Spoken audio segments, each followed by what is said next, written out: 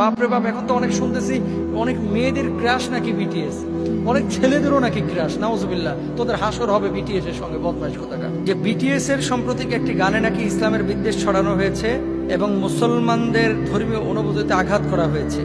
এ বিষয়ে জানতে চাচ্ছি যে বিটিএস এর গান শোনা যাবে কি না, এবং যে সমস্ত মুসলমানরা তাদের সিমটম বা চিহ্ন হাতে বিভিন্ন স্টিকার বা ট্যাটুর মাধ্যমে রাখছেন, তাদের পরিণতি কি হবে। দুটো বিষয়। আল গিনা ইউমবিতুন নিফাক ফিল কলবি কামা ইউমবিতুল মাউ যারআ মিনান নাবাত। হাদিসের অর্থ আমি পরে বলবো, তার আগে শুনেন। আমি এই প্রশ্নটা যখন দেখেছিলাম, দেখার পরে আমি চিন্তা করলাম যে আসলে কি বলেছে, এটা তদন্ত করা দরকার।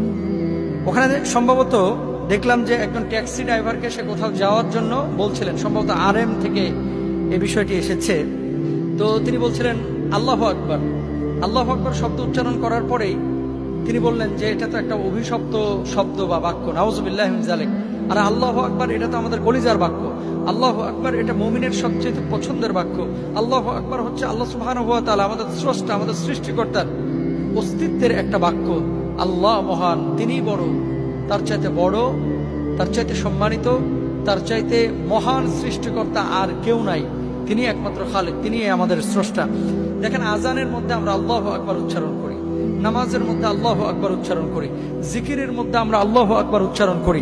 এখন এই আল্লাহু আকবরকে যদি কেউ অভিশপ্ত বাক্য বা শব্দ বলে থাকে, আল্লাহর কসম করে বলি, কোন মুসলমানের বাচ্চা তাদের গান শুনতে পারে না, কোন মুসলমানের বাচ্চা তাদেরকে আইডল হিসাবে মানতে পারে না। আর কোন মুসলমান যদি তাদের ছবি, তাদের সিমটম, তাদের চিহ্ন, তাদের লোগো হাতের মধ্যে, কপালে, পিঠে, কলিজায়, বুকে, স্তনের মাঝে যদি এই ধরনের কোন ট্যাটু অঙ্কন করে, আল্লাহর কসম করে বলছি, সে মানুষটা তওবা না করে মারা গেলে ওদের অন্তর্ভুক্ত, খ্রিস্টান ইহুদিদের অন্তর্ভুক্ত হয়ে যাবে। কারণ কি? এটা রাসূল সাল্লাল্লাহু আলাইহি ওয়াসাল্লামের নিষেধাজ্ঞা আছে।